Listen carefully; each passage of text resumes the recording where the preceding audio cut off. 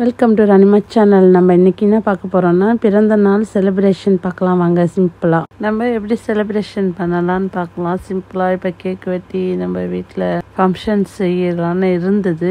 ஒரு சூழ்நிலையால செய்ய முடியல. அதனால அன்னைய தினத்துல பசங்க அப்செட் ஆகக்கூடாதுன்னு சொல்லிட்டு நாங்கள் என்ன பண்ணிட்டோம், சரி பிள்ளைங்களுக்கு பிடிச்ச மாதிரி நீங்கள் என்ன சாய்ஸ் பண்ணுறீங்களோ இன்னைக்கு சிம்பிளாக பண்ணிக்கிங்கன்னு சொல்லிட்டோம். அதில் பார்த்தீங்கன்னா பசங்க சாய்ஸ் பண்ணி சினிமாவுக்கு போயிட்டு வெளியே சாப்பிட்றது அவங்களோட ஐடியா பண்ணிட்டாங்க. சரி அவங்களுக்கு துணையாக நானும் போயிட்டு டிக்கெட்டோட விலையே 5 யூரோன்னு வச்சிங்களேன். பாப்கார்னோட விலை 10 ரூபா, 12 யூரோக்கு பசங்க எக்ஸ்ட்ரா ஏதோ வாங்கினாங்க.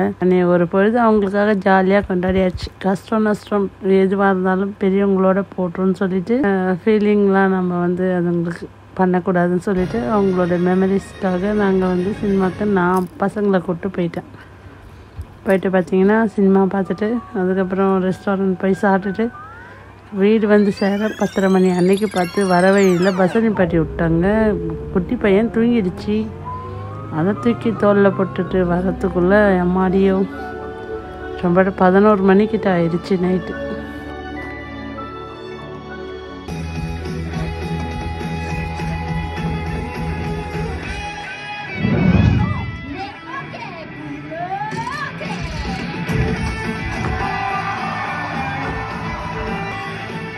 Ici joue en direct live de l'esprit de Riley et nous allons assister à un grand show. 2, 3,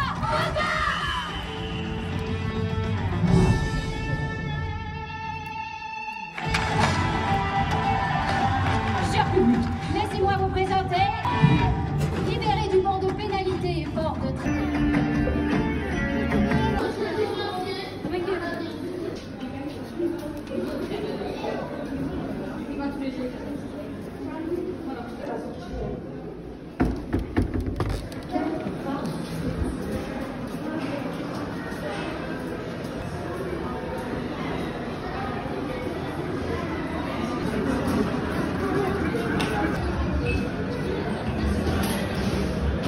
பார்த்திங்கன்னா ஓரளவுக்கு சினிமாலாம் முடிச்சுட்டு இப்போ நம்ம நடந்த ரெஸ்டாரண்ட்டுக்கு வந்தாச்சு. வந்துட்டு இவங்கக்கிட்ட ஆர்டர் பண்ணிவிட்டு உக்காந்தா அன்னைக்கு தானே பார்த்தா அவங்க கொஞ்சம் லேட்டாக வேலை செஞ்சாங்களா என்னான்னு தெரியல, கொஞ்சம் லேட் ஆகிடுச்சு. அப்படி இப்படின்னு பார்த்தா நான் வீட்டுக்கு சாப்பிட்டுட்டு பசங்களை கூப்பிட்டுட்டு பஸ் எடுக்கும்போதே 10:15 ஆயிடுச்சு நைட்டு.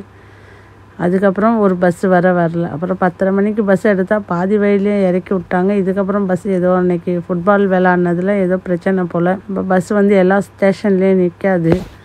அந்த மாதிரி பிரச்சனை உள்ள டைமில் ஜனங்களை ஏற்றாத கிளம்பிடுவாங்க.